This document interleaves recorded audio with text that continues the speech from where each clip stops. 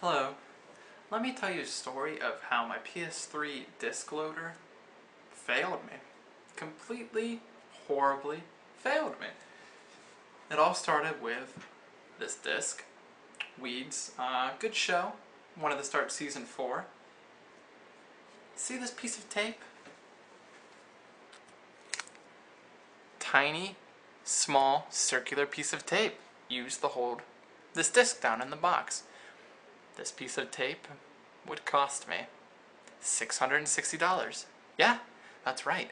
This destroyed my PS3. I put it in with the disc, started making a weird noise. Oh crap, uh-oh. There must have been something on it. I press eject, it comes out. Okay, maybe it's okay. Silly me, it wasn't okay. Try to put in another disc, jammed. So, I took it apart. And I'll show you how to do that. And I'll show you all the little things I tried to fix.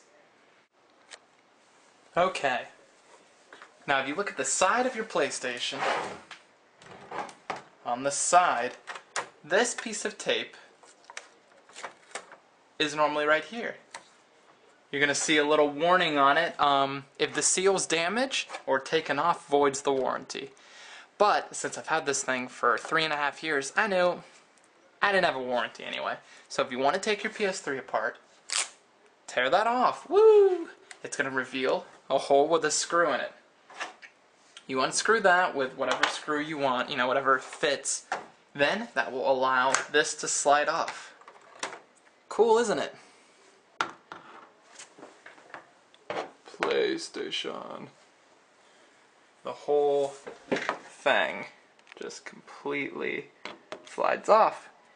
What you're left with is a top that looks like this. At this point, you gotta go in and unscrew holes placed throughout. I believe there's probably around 8, 10, maybe 12 of them. Then, very carefully, you take the top off. Okay, once you have all your screws out, most of them are long ones like this, some of them are shorter. Once you have all the screws out, you can take this, make sure you go forward with it because there's going to be a ribbon here. Then you bring it down. Alright, now we're to the innards of this thing. This is what it looks like. Cool. That is what was made horribly. That is the disk driver. To take this out, you have to come to the side here. And this is normally attached in here. I'll show you how that's attached. When you lift this up, you pull this out right here. Looks like this. And then carefully on the bottom, you're going to have this ribbon. This one. You open that by flipping the black, pulling that out. Normally this end will stay attached to your PS3, but I kind of busted it.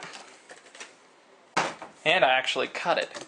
But the other end of that ribbon will be here. This flap, which I broke unfortunately. Once you disconnect the ribbon, you can disconnect it either here or here. This door still works. This will allow you to get disc. The disc driver. Alright, next I'll show you how to open this. Okay, now this has screws in it. You're gonna have to, this is the bottom part of it, the disc driver. See it? The disc driver. Recognize that? The cloth before you stick the disc in. Has this chipboard on the back. I screwed mine in differently, reassembling it, but normally the screws, there's going to be one there,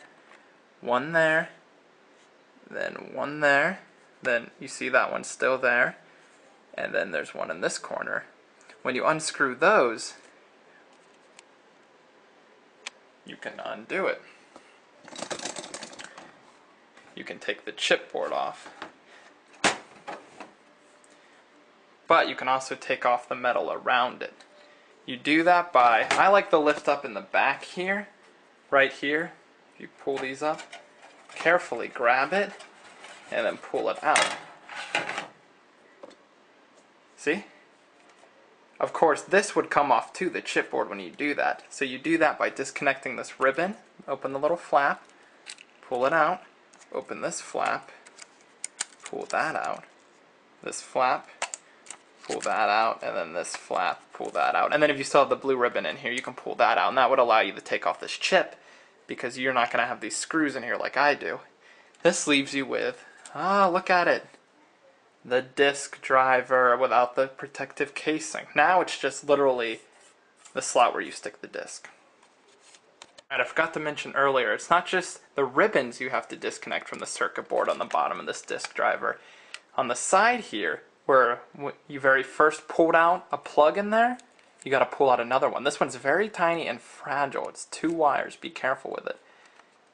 See how tiny that was? I was scared the several times I reassembled this that I was going to break that, pulling it out and putting it back in.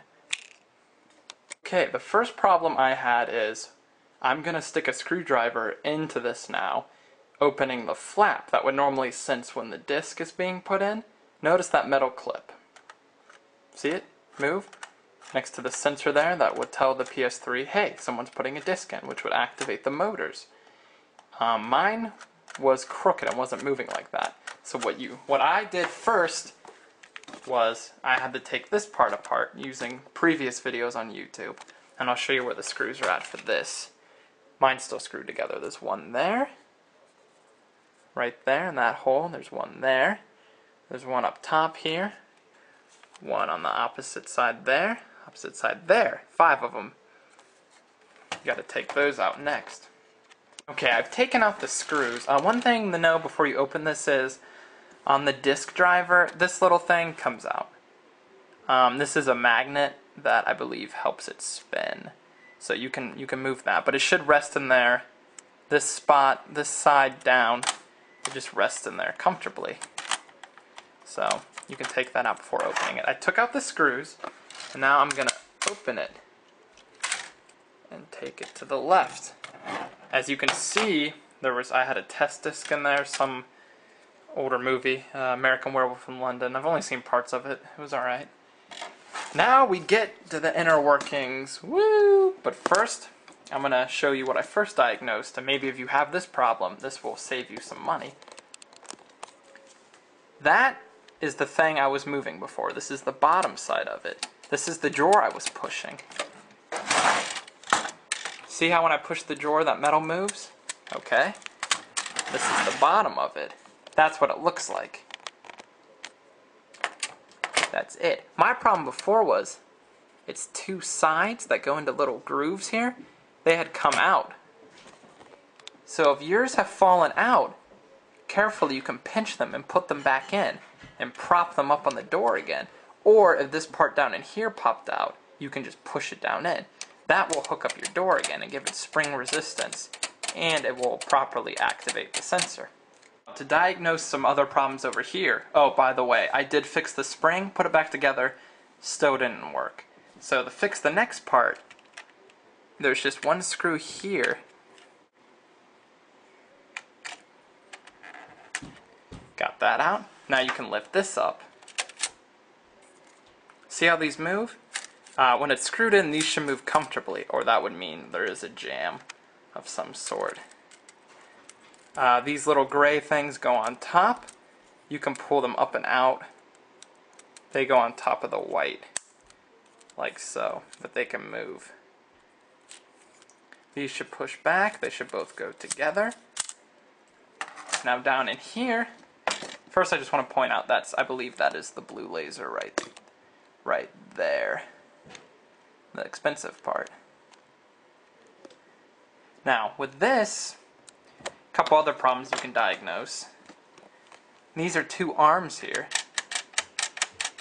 One here, and one here. Now, if you look down, this one's it's a rat gear. The arms both have rat gears on them, which is just a straight set of teeth. If these teeth are already engaged, together, meshing with this gear, when you open it up, that's not right. push this forward, and it will lower this down. It will lower this whole thing down, because when you put a disc in, it spins the gears, moves this arm this way. This one, I believe, goes the opposite way, and it raises this whole platform, and the laser activates. That motor there controls the platform. So if this is engaged, push it up. And that's another problem. I tried that. Also didn't work. I got to the point where I could put a disc. At one point it actually sucked it in, but then it wouldn't spin it. Another thing you can fix is right here, there's a little white part. If there's a jam, this will be up. All you have to do to fix that is just push these two back. And you will see it, well, once you screw it back in. Push these two back. Oops. And when you push them back, you will see the white part. Mine's having some problems right now. If you push those two back all the way, you'll see that little white part spring back in there. So when that springs back in, when you get your rack gear back to its normal position, they should both wiggle a little. When you've seen this lowered, that's something else you can do to fix your problem, if you have that problem. I did that, and I got to the point where it would take the disc, it wouldn't suck in, but you could force it in all the way. And when it did, it would spin, but the laser wouldn't come on. So to fix this, I put it back together again, tightened all the screws, put that back in, and I tightened it looser the second time. And then the laser would come on, but it still wouldn't read it. I tried resetting it, and I've tried, and it's just caused me too much frustration. But those are some of the problems I diagnosed and fixed with some help from online. And hopefully those will help you too. If not, I would check out videos on how to access the emergency menu of the PS3 if you're having software issues. But these are fixes for hardware issues. Fix this spring right here that moves up and down. You can open it up and make sure the white part springs back down. You can unscrew this, take this out, and make sure the rack gears aren't engaged. And that's all about, I know. But I hope that helps. And now the fun part, taking care of the problem, once and for all. Sony, you've kind of disappointed me. Your products have been fun, but I had a PS2, it actually cut the discs. Had to get a new one. Didn't mind, I was a bit younger. Had a PSP, the first one had pixel problems. Got a new one. Now my PS3, a piece of tape destroys $660. So what starts with this piece of tape will end with a hammer.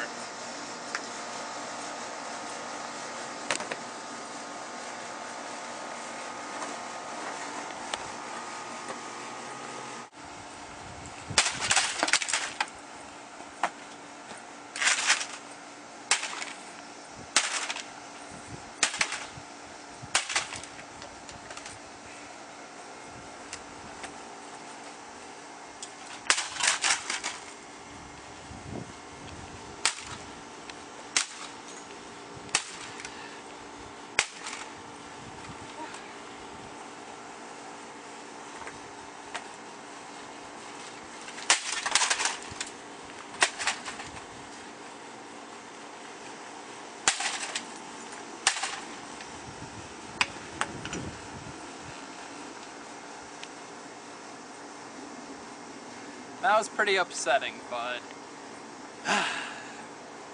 thanks, Sony. You kind of failed me. Alright, you're good.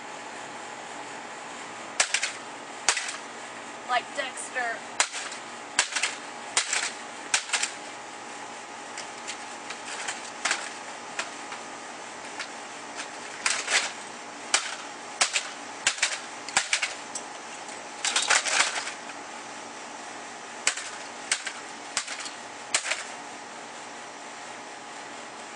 What are your comments? I hate Sony.